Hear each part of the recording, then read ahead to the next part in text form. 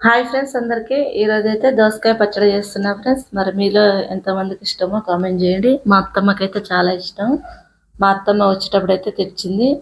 ఇంట్లో ఉంటే ఖరాబ్ అవుతాయని తీసుకొచ్చింది అనమాట. ఫస్ట్ అయితే దోసకాయలు అయితే పొట్టు తీసుకొని అయితే కట్ చేసుకోవాలి. జీలకర్ర కూడా వేయించుకొని ఫస్ట్ అయితే రోట్లో అయితే నూరుకోవాలి. తర్వాత అయితే వెల్లుల్లిపాయలు కూడా నూరుకోవాలి.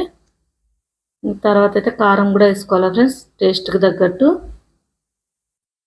కారం వేసుకొని ఈ దోసకాయ ముక్కలు అయితే వేసుకోవాలి.